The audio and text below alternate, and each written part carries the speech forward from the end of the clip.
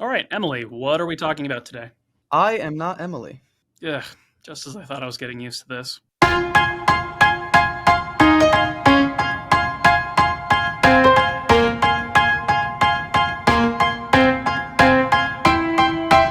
Welcome to the Science of Wealth, where we discuss the science behind financial planning and the art of learning and applying it.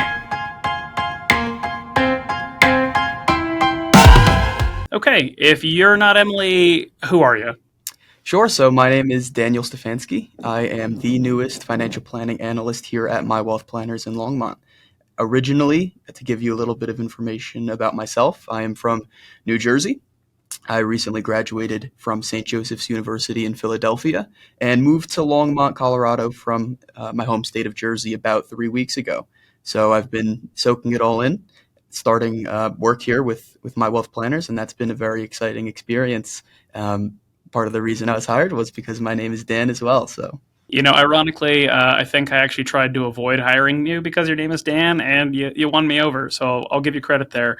Now, you say you're from Jersey. Did you grow up in Jersey, or is that just where you were before you came here? grew up on the border of New York State and New Jersey. So for the first decade or so of my life, I lived in New York State, but about 20 minutes north of where I currently or previously resided in New Jersey. And I spent most of my time there until I moved to Philadelphia for college. And then I spent about a year there after college until I moved here to Longmont. Okay, and I vaguely know something about the layout of Philadelphia. So I've been in, I think, what is it, like Fishtown?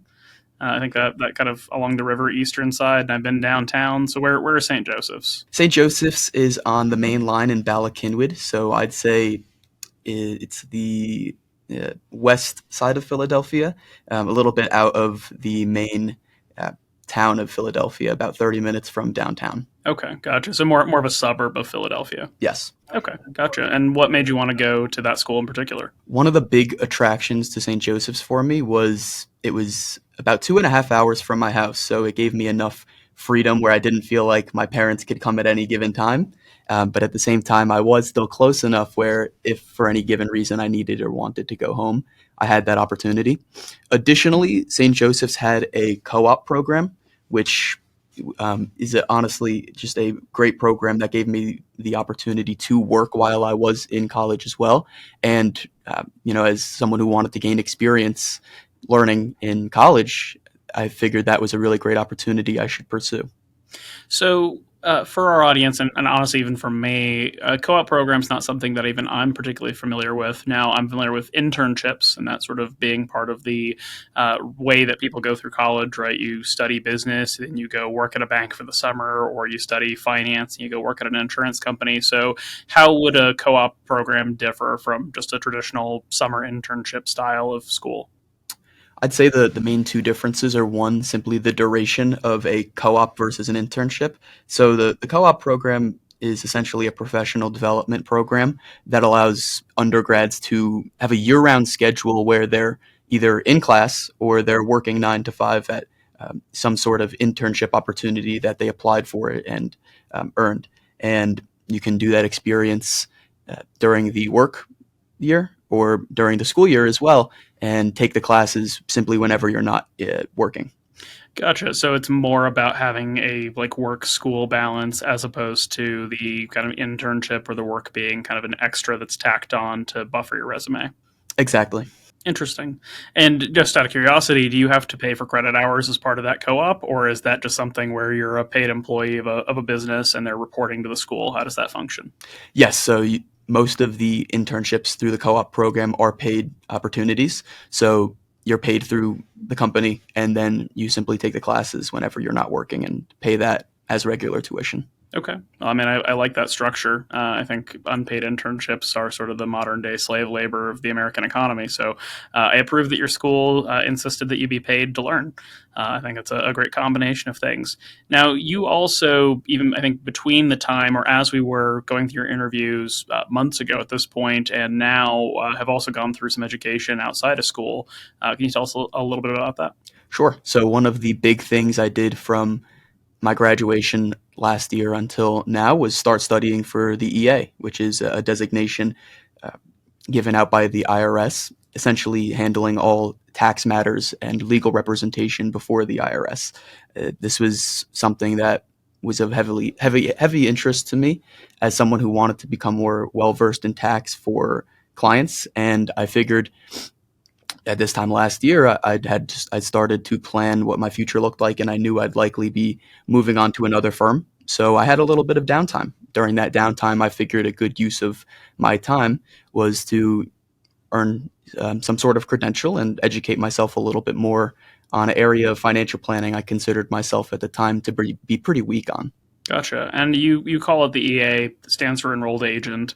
I've seen many things, and I know it's even made the news at a couple of points where journalists, perhaps maybe not the brightest journalists or the most ethical journalists, will say that being an enrolled agent means that you work for the IRS. So, Daniel, do you work for the IRS? I do not work for the IRS, no. Okay, good to know. We wouldn't want you here if you did. No offense to the IRS, but not our favorite institution for many reasons. But still, we appreciate you having gone through the education and that. And I think I'll probably have a couple more questions for you here in a little bit. But before that, talk to me a little about what brought you into financial planning. How did you become aware of this field? Sure. So going into college, the word finance was so broad to me. I'm not entirely sure at the time I knew what that meant. However, I knew that if I looked at a number, I wasn't particularly interested in it until you put a dollar sign ahead of it. And I had that passion from a young age, so I knew something involving the movement of money was likely a career that I would choose. However, like I said, going into college, I wasn't sure what that meant. A lot of my finance classes my freshman year geared more towards you know math and computations, simply things that I didn't feel were my strengths and where I wanted myself to be long term. Until really I found the co-op program. I was interviewing for many different finance positions, some of which were more geared toward corporate finance, some were geared toward more investment banking in that route. However, there was one co-op program in particular that was something that I didn't really know much about.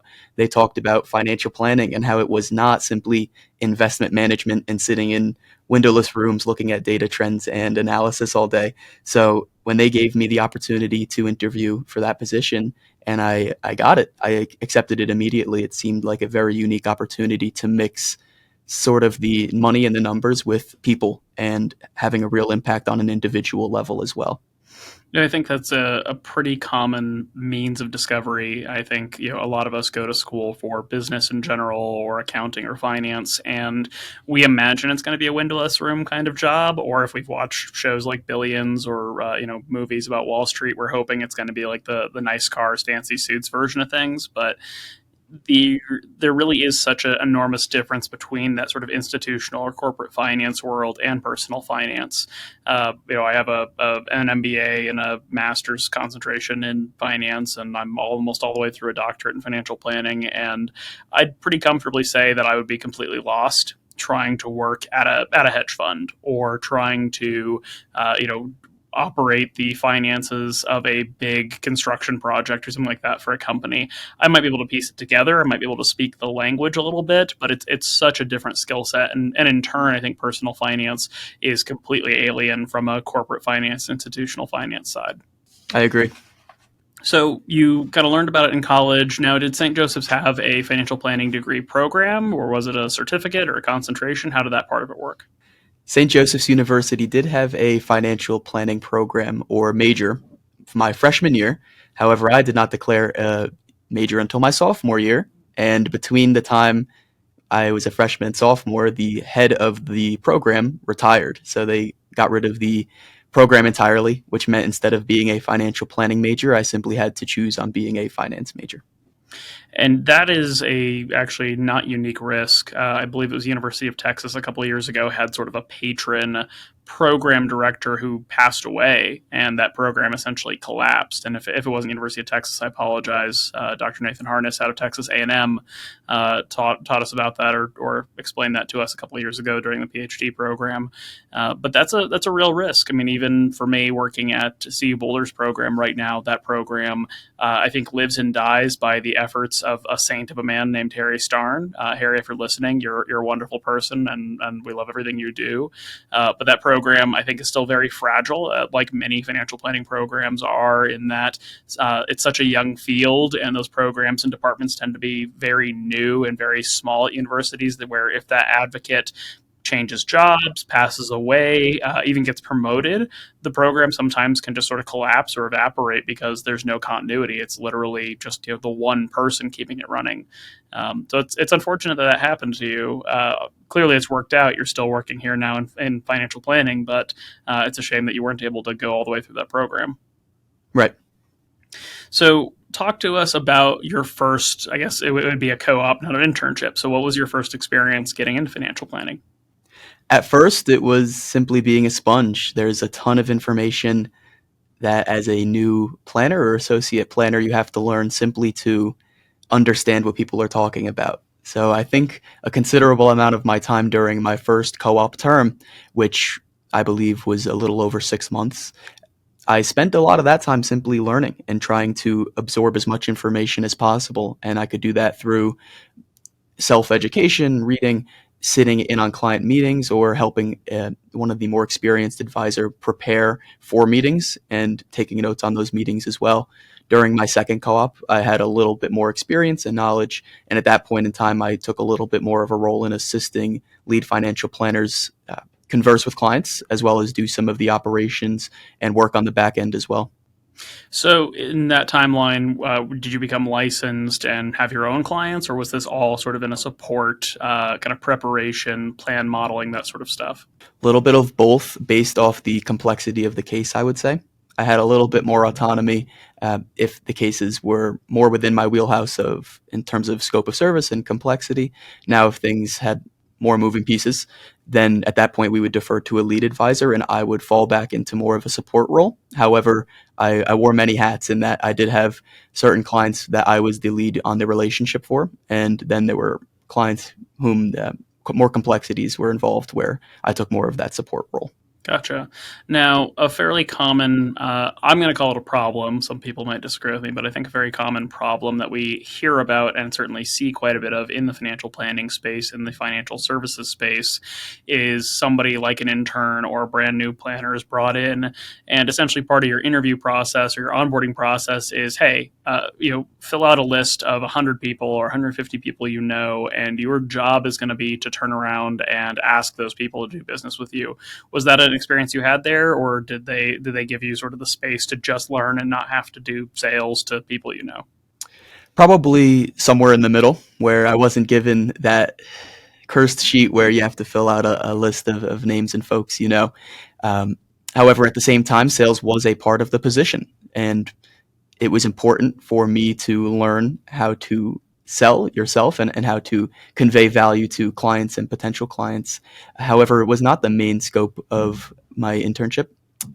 But at the same time, I was expected to bring some clientele into the firm. And was that something you felt comfortable with, or was that a challenge for you? I think it was a challenge for me, not because I didn't think I had the ability to recognize a need in individuals and then find a way to, bring them into our universe. I think more where the comfortability stemmed for me was around the fact that I didn't have much experience. So it's hard to passionately tell somebody why working with you or your firm is the best and greatest when in reality it's something that you've only been doing for a handful of months or years yourself. Sure. On the other side of that, I'm sure you had, those lead planners, those more senior folks around you who were there to make sure that you were going to do the right thing for your clients. It wasn't you just being left on your own devices. No, not at all. However, if we're not in a work setting, maybe I'm out to dinner with some friends and stuff. It definitely helps to have that experience so you can convey that knowledge a little bit more, a little better than maybe someone without any experience.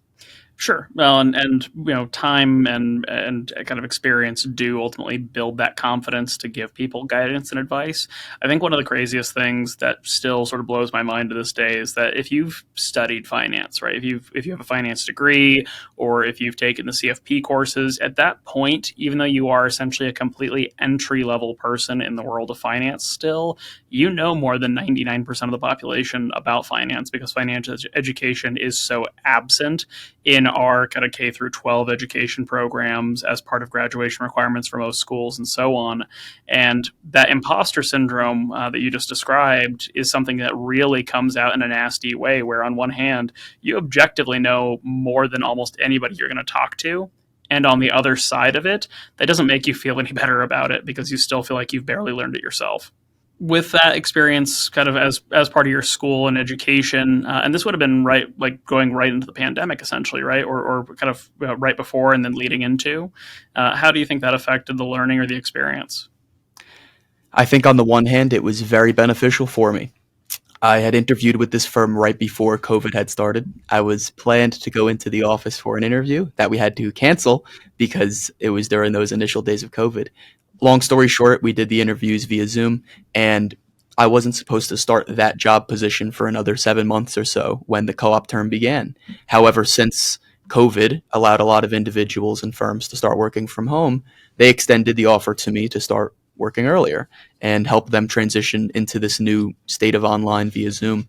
And because of that, I am extremely grateful. I was able to get more experience and start earlier than I would have been able to if this was an in-person experience. However, at the same time, I do think as a new planner or aspiring planner coming in, it is a little difficult learning online.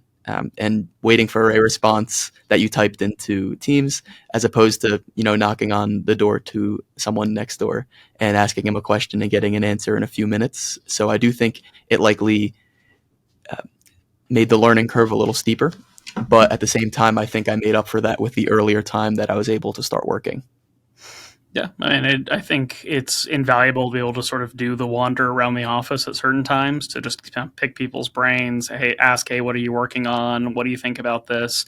So I can imagine that would be a pretty tough thing to sort of overcome, but obviously that gives you a little bit of capacity to be patient or to learn that sometimes you're going to have to sort of work asynchronously instead of getting an on-demand response.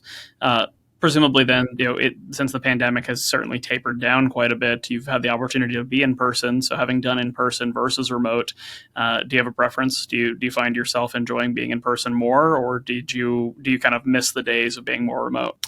Well, the commute from my bedroom to my desk was about 10 feet when I was working at home or online, so that wasn't all that bad. However, I do considerably enjoy working in person more.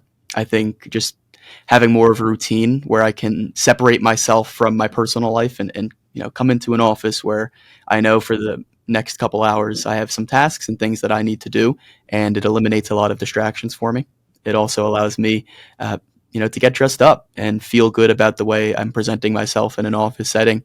And they always say, if you look good, feel good, perform well, play good, whatever. And I definitely think that's true, and I've enjoyed the in-office experience thus far. Well, and for anybody who's just listening and not watching, Daniel here is very fashionably dressed. So well done there, sir. You look good, and I hope you do feel good. Thank you. So you've been now in the field for a couple of years at this point, between co-ops, graduating, becoming a full advisor with, I believe, that same firm. So what has your experience been as a new associate? What have you seen? What have you felt?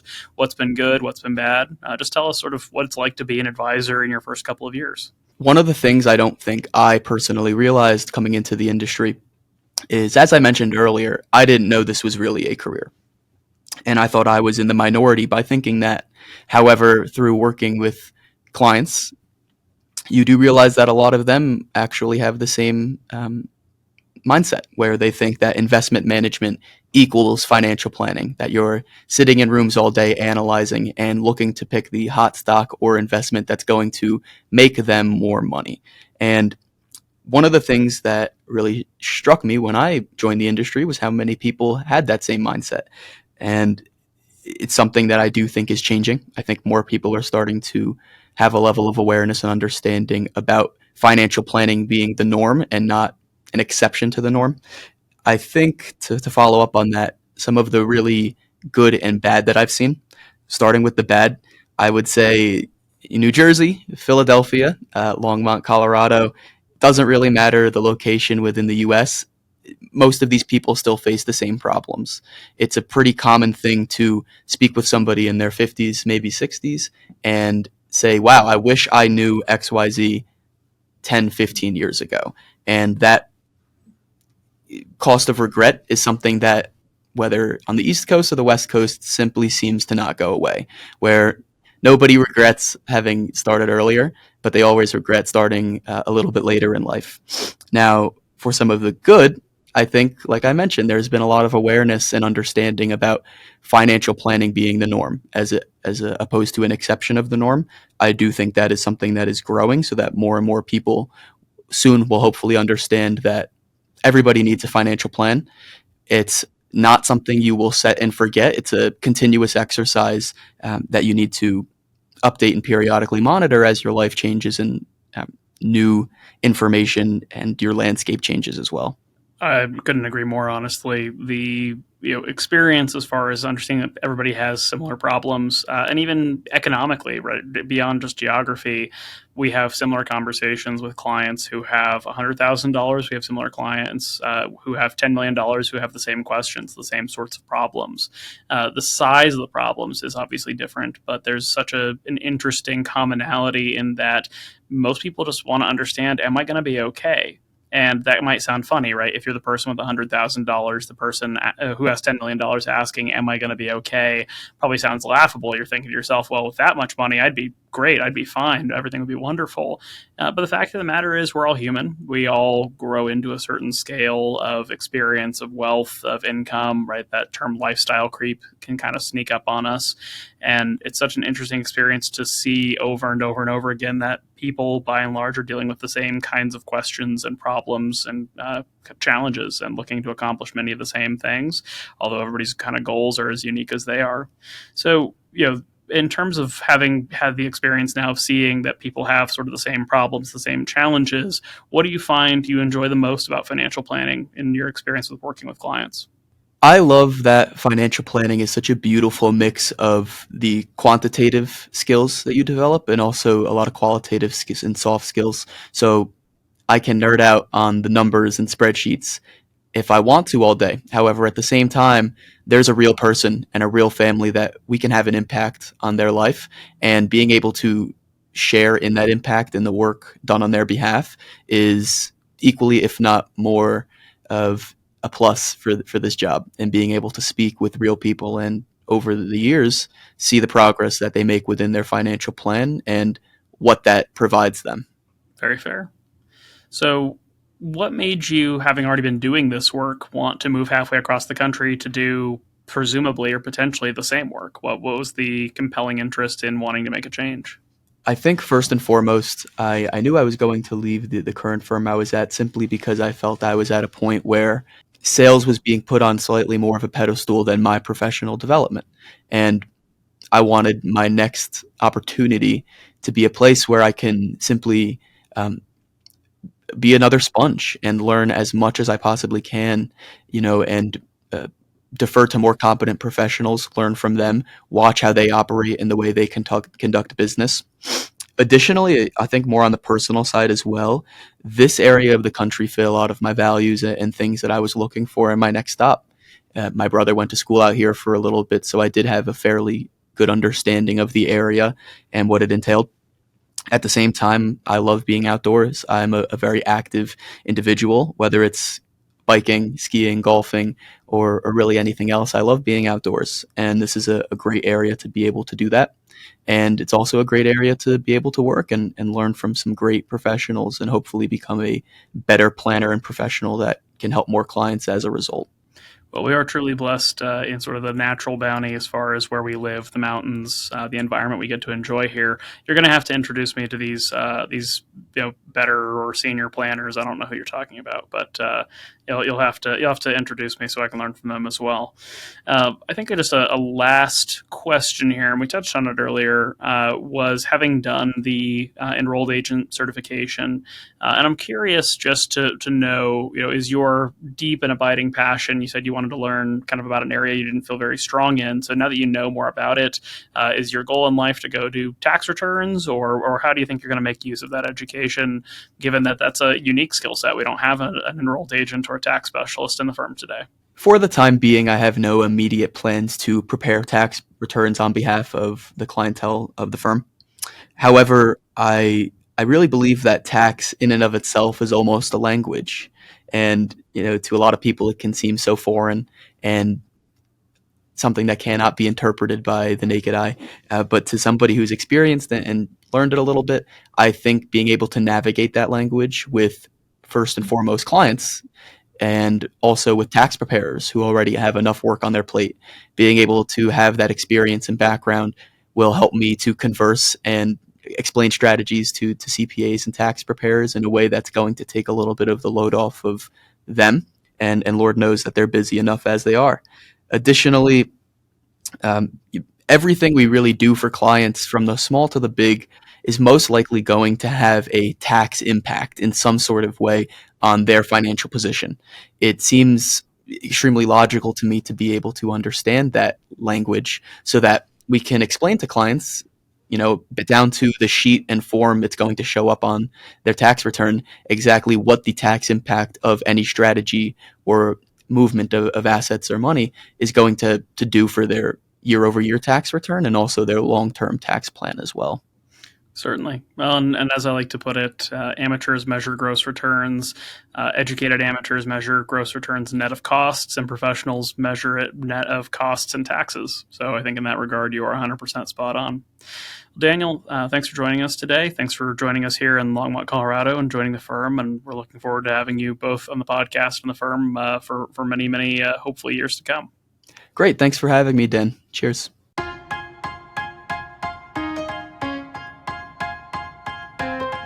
The Science of Wealth is produced by My Wealth Planners, a registered investment advisor in Colorado. The theme song is This Is Your Time by Dan Phillips. The podcast is intended for educational purposes only and is not investment advice or any other form of advice. Not all material discussed on the podcast is appropriate for every individual in every circumstance, so you should consult with a certified financial planner, tax professional, or legal professional as appropriate before attempting to apply any of the subjects, strategies, or tactics discussed on the podcast.